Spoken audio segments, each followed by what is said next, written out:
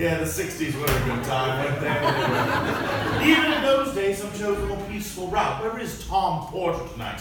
Mr. Porter? Where are you, sir?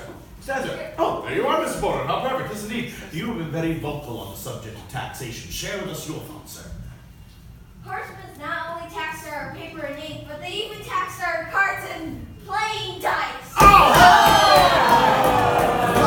Well, what is worse than all this, Thomas, is the reason for the tax. Parliament claimed to put the tax upon us, the Stamp Act, so we could repay our debt from the French and Indian War. But many of you who sit here this night fought in that war, as did our fathers, our sons, our brothers, our neighbors, with their own arms and ammunition. I ask you all, if 3 years ago, pardon me, I said up the wrong thing. I ask you all, friends, if they expect a debt from us from that war, was it not repaid on the battlefield in the bravery of the men of New England? Yes! And of course, friends, bloodshed, something we're growing far too accustomed to. Now I speak of 3 years ago, and those 5 men that we lost on King Street. March the 5th, 1770. 5 men massacred on King Street by the very same redcoat troops sent here to keep the peace. And I know many of you, like me, we cried for mob justice, we cried for revenge. But cooler heads prevailed. With the efforts of my own cousin, John Adams, that regiment received a fair trial and was sent back to the British Isles where they belong. Yeah! Indeed, friends, worthy of celebration. But it does not account for the 1,000 same troops that occupy Boston during a time of peace. Now, friends, if 3 years ago our governor could recall a single regiment, why can he not today remove all redcoats from off our streets? Your cheers are loud and valiant, but they fall on deaf ears in Parliament. No sooner was the Stamp Act repealed, taxes came again, but these taxes on everyday goods like pewter, paint, glass, fabric, wine, tea, all taxed under the name of a lord in Parliament. We thought our friend Betsy until he betrayed our trust. I speak of Charles Townsend. And may he rest in peace. He did die. Now, where is James Brewer, Mr. Brewer? Oh, James, I mean not to embarrass you. I know your home needed new windows during these taxes. How did you pay for them? I didn't pay for them. I was forced to choose between new windows or putting food in my family's belly. Shame! Don't father must choose between windows for warmth or food for his starving children. Just look at them wasting away.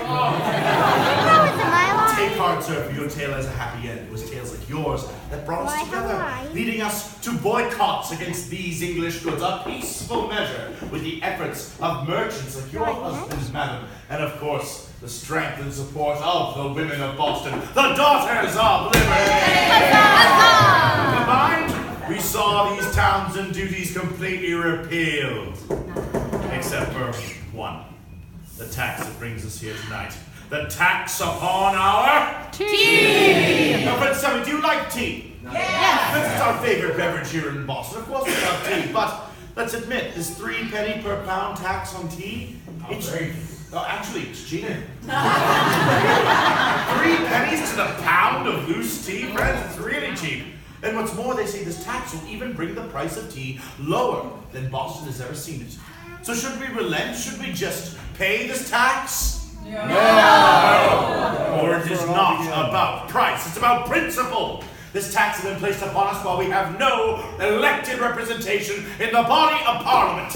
That flies in the face, friends, of the Magna Carta of 1215, not to mention the very charter of this colony of Massachusetts. But friends, it seems that our Prime Minister, Lord North, and his lords in Parliament, they are more concerned with lining their own purses with ill-gotten gains, with cozying up to the world's largest corporation, the United East India Company, when they should be attending the very same natural human rights of we, the British subjects of Therefore, friends, we must remember the words of my own mentor, James Otis Jr., words that have become a rallying cry for our cause. And if you know these words, friends, say them with me now. Taxation without representation is tyranny. And the time for petition, the time for compromise is over. We must rise, we young Americans. We must stand firm against this... Is it Mr. Adams? Mr. Adams, Mr. Roche has returned and the governor's word is in. Thank you very much. My friend, to see what the governor finally has to say. He did a number of this, didn't he? The governor is willing to grant anything consistent with the laws and his duty to the king, but orders that the vessels cannot leave unless the cargo is unloaded as the law demands. What say you to this, eh? Our governor has betrayed his native Massachusetts, aligning instead with Parliament and the East India Company, and of course, with 7 of your fellow Bostonians, all loyal to the crown before their own country in Massachusetts, and willing to sell this tea while we suffer this taxation. Who are they? Well, 2 of them are Governor Hutchinson's own sons. Betsy, I turn to you with our owl indeed, man. What do you think we should do about the king's tea? Well, I say perhaps salt water and tea shall mix tonight. Would there All opposed? No, none. Excellent. Moving on. This is treason. If we are to proceed, we should disguise ourselves. How shall we do that, Mr. Adams? Symbol well known to us all, a sign of autonomy, of independence, the feather of the mighty Mohawk tribe. Friends, take your feathers, raise them up on high, rally Mohawks, huzzah! Boston Harbor, a teapot tonight! There is nothing more a meeting can do to save this country. That's our signal. Please, friends, gather your belongings as we will not be returning here to Griffin's Wharf! Huzzah!